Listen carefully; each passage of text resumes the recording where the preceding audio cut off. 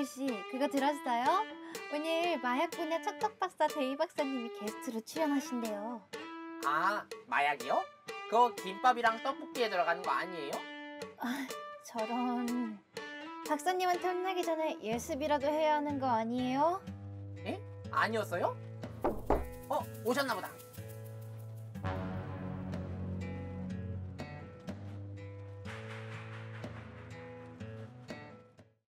안녕하세요. 첩첩박사 전대희입니다. 어머, 박사님. 왜 이렇게 늦으셨어요? 제가 뉴스 좀 보다가 늦었습니다. 앞으로는 시간 개념 좀 지키시는 게 좋을 것 같아요. 그래서 어떤 내용이었나요? 요즘 청소년들이 마약에 많이 노출되어 있다는 기사를 봤는데요. 생각보다 많이 심각하더라고요. 그럼 자세히 어떤 내용들이 있었는지 말씀해 주시겠어요? 그럼 이야기하러 가볼까요? 얼마 전 10대 청소년들이 마약성 진통제인 펜타닐을 남용하거나 유명 연예인들이 클럽에서 마약을 투약하는 등 사회에 큰 충격을 준 사건들이 단기간에 많이 일어났습니다. 저런. 근데 마약을 본인들끼리만 하는 거면 문제가 안 되는 거 아닌가요? 아닙니다. 마약은 높은 중독성과 환각작용을 동반하기 때문에 타인에게 해를 끼치거나 안전을 위협하는 사건을 유발시키기 때문에 사회적 문제입니다. 이런 도덕성 없는 녀석들 때문에 애꿎은 사람들만 피해보다니 어이가 없네요. 제대로 된 마약 시장이 생성되지 않은 우리나라에서도 이런 문제들이 크게 발생하는데 외국은 어떤가요? 미국 같은 경우에 마약 시장 주변에서 좀비 상태에 빠진 시민들을 흔히 볼 수 있으며 심한 경우 사망하기까지 합니다. 너무 안타까운 일이에요. 그럼 혹시 기존의 주류나 담배 등도 중독 사례 등으로 사회적 문제가 있었던 것으로 아는데 대표적인 차이점이 뭔지 알 수 있을까요? 좋은 질문입니다. 여러분들은 마약과 술, 담배의 차이점을 알고 계신가요? 술, 담배는 구하기 쉽고 마약은 어렵다? 맞습니다. 그 위에 또 어떤 차이점이 있을까요? 증상이 심각하다? 그것도 맞습니다. 마약의 특징으로는 의존성과 중독성, 그리고 환각성, 금당 증상 등을 통해 모두의 삶을 크게 망가뜨릴 수 있습니다. 아니, 환각에 팔려가지고 주변인한테 피해를 끼치다뇨? 환각이 그렇게 좋으면 광야로 와가지고 에스파랑 춤이나 추죠? 세상이 말세야 그냥. 근데 중독성을 술이나 담배도 가지고 있는 거 아닌가요? 맞습니다. 하지만 마약 중독의 경우 더욱더 강한 마약을 찾게 되고 투여량을 늘리다 보면 사망에 이를 수 있습니다. 단적으로 헤로인의 경우 30mg으로도 충분히 사망할 수 있습니다. 그렇게 소량으로도 사망하다니 무섭네요. 그런데 해외에서는 합법화된 나라도 있다던데 그렇게 무서운 마약을 왜 그렇게 관리하는 건가요?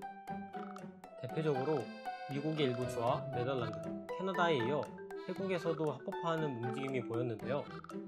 나라마다 허가하는 마약의 종류나 규제 방법은 다 다르겠지만 모두 국민의 사회적 동의가 있어야 이루어진다는 공통점이 있습니다. 근데 너무 무책임한 거 아닌가요? 그렇게 생각하실 수도 있지만 정부 관점에서 본다면 음지했던 마약류 관리를 양지로 끌어올 수 있고 전국 경제에 이점이 된다는 점이 있어 시행되는 것으로 보입니다. 그럼 우리나라에서는 어떤가요? 저희 나라 같은 경우 마약류 관리에 관한 법률로 관리 감독이 되고 있고 대표적인 마약으로 대마초, 필로폰, 펜타닐 등이 있습니다. 이것은 투약하는 것은 물론이고 소지하는 것만으로도 불법입니다. 소지하는 것만으로도 불법이라고요? 야, 진짜냐? 나도 자세한 건 몰라. 그럼 우리 마약범죄 수사관님께 한번 여쭤볼까? 안녕하세요, 수사관님. 저희 인터뷰에 응해주셔서 감사합니다. 그럼 바로 질문 드려도 될까요? 마약을 접하게 되는 계기로는 어떤 게 있나요? 보통 일반인의 경우 병원에서 마약류를 처방받아 접할 수는 있습니다. 또한 피부 미용 시술을 받으면서 프로포폴을 투약하는 경우도 있을 수 있고요. 이 부분도 의사의 처방에 따라 합법적으로 의료 목적일 경우에만 가능한 부분이고 아마 여러분의 질문의 요지는 불법적 투약을 물어보는 거겠죠? 그렇다면 크게 두 가지로 나뉠 수 있습니다. 첫 번째는 해외 유학 또는 주위 지인을 통한 유입. 최근에 조사했던 피의자도 유학생이었는데 해외에서 친구들과 어울리다 보니 자연스럽게 대마를 접하게 되었다고 하더라고요. 두 번째는 호기심입니다. 최근에는 인터넷이나 SNS 발달로 이렇게 접하는 경우도 덜어 있는 것 같아요. 물론 어렵겠지만요. 마약 범죄의 주된 연령층은 어떻게 되나요? 연령층은 워낙 다양한데 주로 20대에서 30대층이 가장 많은 편입니다. 자세한 통계는 대검찰청 홈페이지에 들어가시면 자세히 보실 수 있어요. 그 통계 자료를 보면 20대에서 30대층이 전체의 절반 이상을 차지하고 있습니다. 마약 중독자들에게 주로 나타나는 특징이 있나요? 수사관으로서의 경험을 말씀드리자면 피의자를 주로 현장에서 검거하거나 사무실에서 조사를 하는 경우가 많습니다. 간혹 마약에 취한 상태에서 검거를 하는 경우가 있긴 한데 횡설수설하고 술에 취한 사람 같다는 정도였던 것 같아요.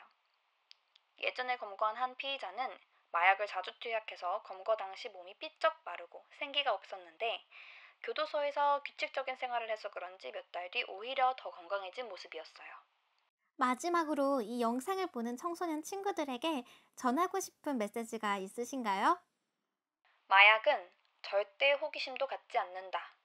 마약에 자신은 절대 중독되지 않을 것이다 라는 자만심도 갖지 않는다. 제가 청소년들에게 드리고 싶은 메시지는 마약은 자신의 인생뿐만 아니라 가족들의 인생까지도 망치는 아주 중대한 범죄이고 처음 시작은 쉬워도 끊기는 정말 너무 어렵습니다. 애초에 마약에 호기심조차 두지 않는 것이 가장 중요하다고 생각합니다. 수사관님 덕분에 잘 몰랐던 마약 범죄에 대해 알아볼 수 있는 시간이었어요. 질문에 답해주셔서 정말 감사합니다. 감사합니다. 오늘은 데이 박사님과 마약범죄 수사관님이 마약과 관련된 흥미로운 이야기를 해주셔서 재미있게 배울 수 있었던 것 같아요. 그럼 이제 슬슬 마지막으로 생각 정리해보고 마무리해볼까요? 먼저 박사님부터. 오늘은 다양한 사례를 통해서 마약에 관해서 알아보았는데요. 여러분들이 경각심을 가지고 혹시나 마약 범죄 현장을 목격하셨다면 망설임 없이 국번 없이 112나 1301에 빠르게 연락을 주시면 더욱더 깨끗하고 안전한 사회가 되지 않을까 싶습니다. 저도 우리 사회 모두를 위해 마약 수사관분들과 관련 기관분들이 열심히 노력해주셔서 마약을 접하지 않는 생활을 할 수 있었던 것 같습니다. 너무 감사해요. 위험한 마약이 사회에서 격리되어서 김밥이나 떡볶이 이름으로만 기억되는 사회가 되면 좋겠네요. 완전 존맛탱이 걸랑요. 그럼 오늘의 동물학교 마약편 이렇게 마치겠습니다. 모두 모두 안녕. 안녕.